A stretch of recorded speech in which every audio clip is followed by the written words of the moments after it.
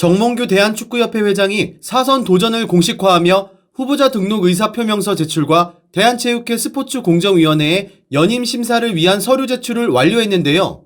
각종 논란에도 정몽규 회장의 사선 가능성이 높다는 전망이 나오는 이유에 대해 애경브리핑이 알아봤습니다.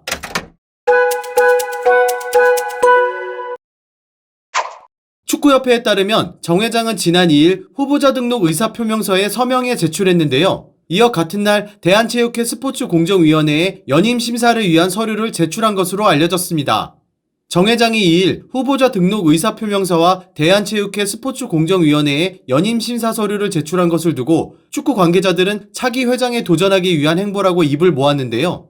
차기 회장에 도전하려면 임기가 끝나기 50일 전 차기 선거에 나가겠다는 뜻을 축구협회에 밝혀야 하는데 정 회장의 임기는 2025년 1월 21일로 서류를 제출한 날이 임기 만료 50일 전인 것으로 알려졌습니다.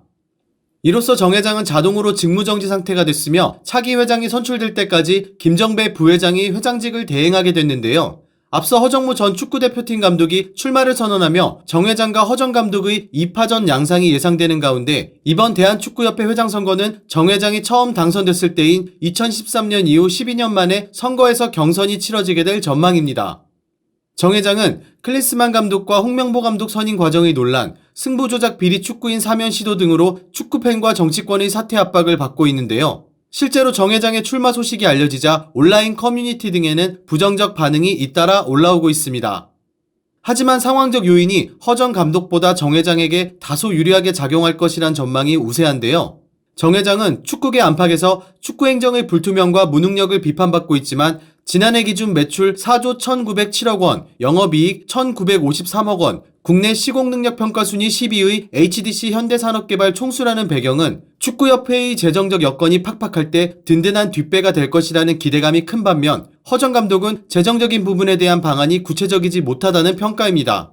여기에 더해 대한체육회 스포츠공정위원회는 국제기구 임원 진출 여부, 재정기여, 단체 운영 건전성, 이사회 참석률, 포상 여부 등을 평가해 승인 여부를 결정하는데요.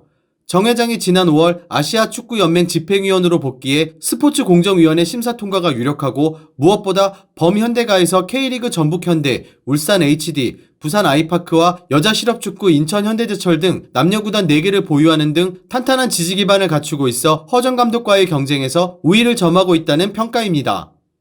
정 회장은 스포츠공정위원회 심사를 통과하면 후보 등록 기간인 이달 25일부터 27일을 전후해 사선 도전에 대한 입장을 밝힐 것으로 알려졌는데요.